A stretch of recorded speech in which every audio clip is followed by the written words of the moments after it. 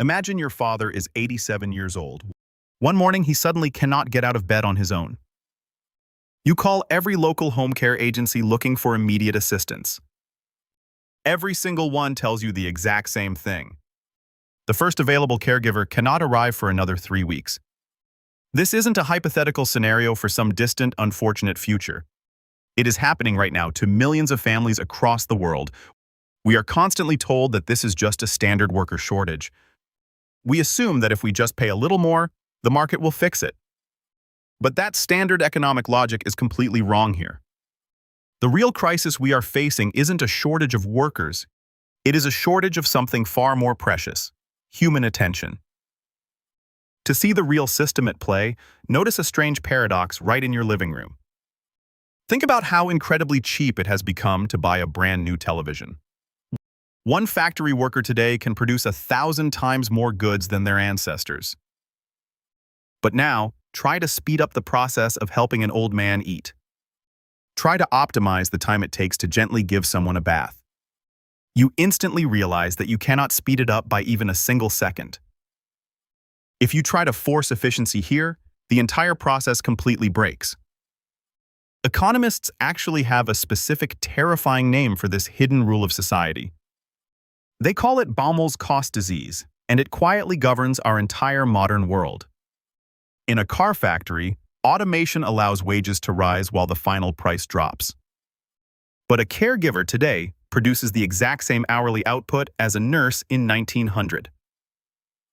To compete for workers, care facilities must raise wages without increasing their actual results.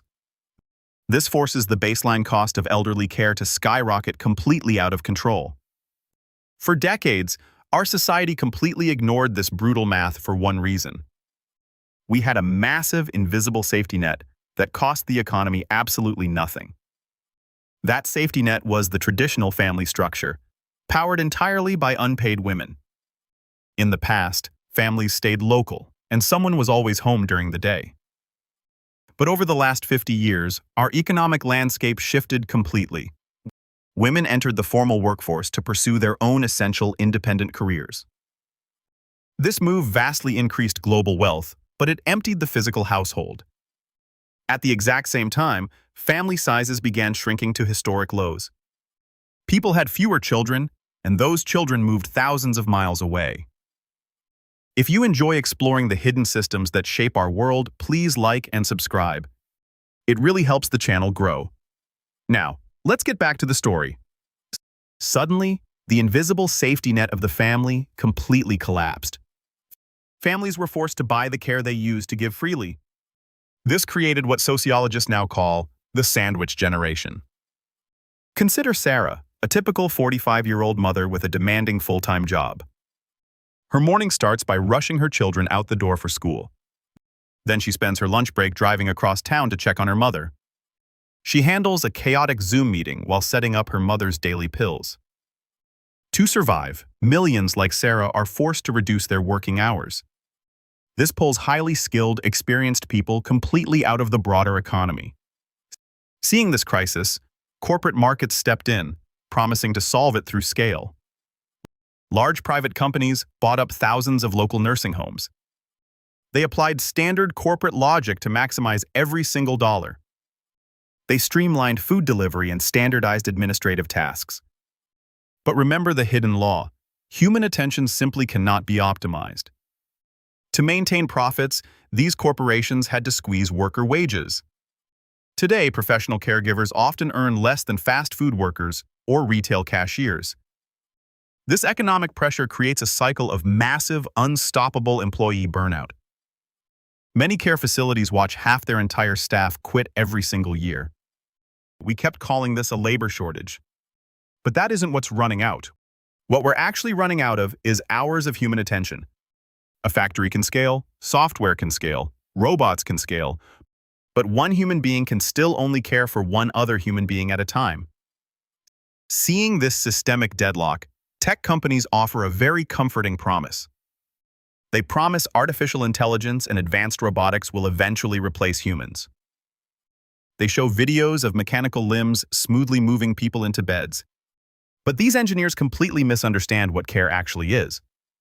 A robot can monitor a heartbeat, but it can never provide true empathy.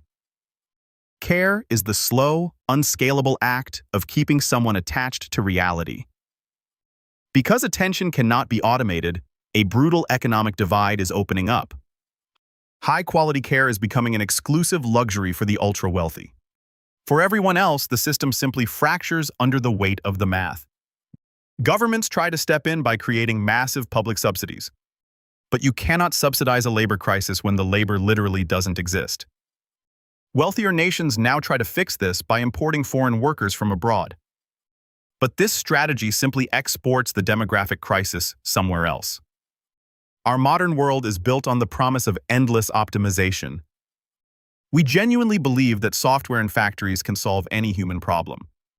But elderly care is the ultimate proof that this belief is fundamentally false. You can mass-produce pharmaceuticals, but you cannot mass-produce reassurance. Somewhere tonight, Sarah is still driving between her work, her children, and her mother. She is the invisible pillar holding up a system that society refused to value. As we live longer, we require more human care, not more technology. And human attention is a strictly finite resource we can never multiply. Modern civilization learned how to multiply our economic productivity. But it still has absolutely no idea how to multiply human care. And that is a system we cannot afford to leave broken. If you enjoyed this video, please give it a like and subscribe to the channel. Thank you, it really helps us.